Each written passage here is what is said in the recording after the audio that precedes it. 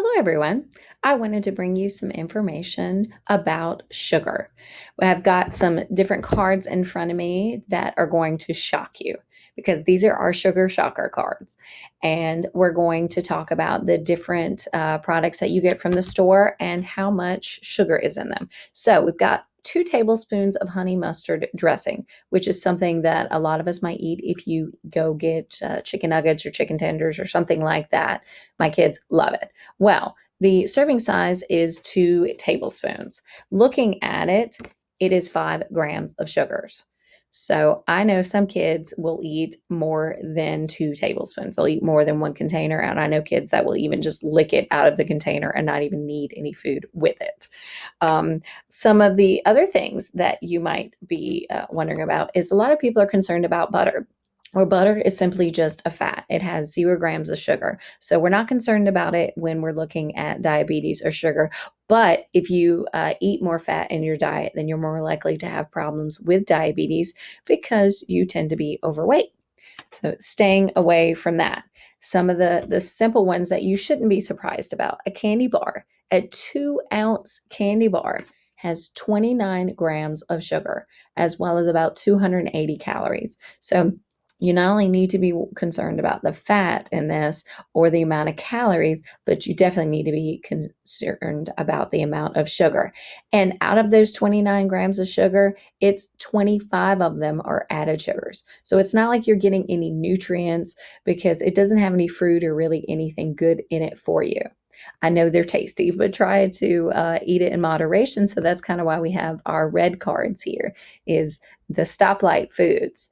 We've got the green, the yellow, and the red. And so the red ones we want you to kind of stay away from a little bit more and just substitute it, having a simple plain granola bar. You see that my granola bar is not covered in chocolate and but it has a lot of good nutrients. So instead of the candy bar, my granola bar only has 7 grams of sugar and it's only 100 calories. So that's a nice, good, healthy snack if you don't have fresh fruits and vegetables available to where you can eat them. But if you do, then an even better snack might be a simple little salad before you have dinner. It's only 1 gram of sugar, and a half a cup of strawberries is only 4 grams of sugar. So trading either of these gets you some fruits and vegetables and keep you away from some of the other fats and high calories. If you want an apple, that's something you can keep at your desk. It's something that doesn't need refrigeration. It does have 19 grams of sugar, but the thing that we're concerned about is it has 0 added sugar. So it has lots of nutrients, lots of good things for you. It has natural sugar.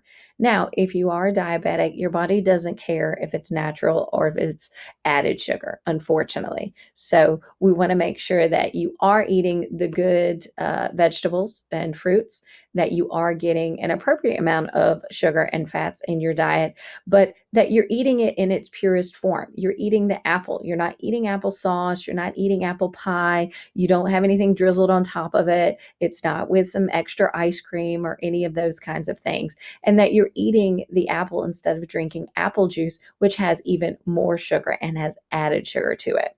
So these are just a couple of our sugar shocker cards. We have a lot more that we will talk about in the future, but also we use these during our programs and to help people understand what's going on. So I might have you might not have been surprised about the candy bar and the 29 grams of sugar, but do you know that your sweetened iced tea has 36 grams of sugar?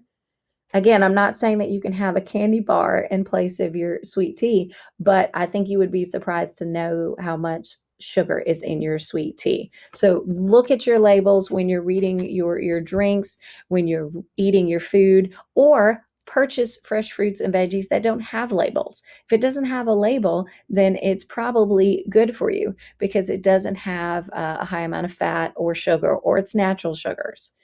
These are just a couple of ways that I try to reduce my calories, reduce the amount of sugar, and reduce the amount of fat in my diet, as well as what I encourage other people in our classes to do. So this has been Jennifer Brown, Family Consumer Science Agent with the North Carolina Cooperative Extension Service. Are you shocked yet?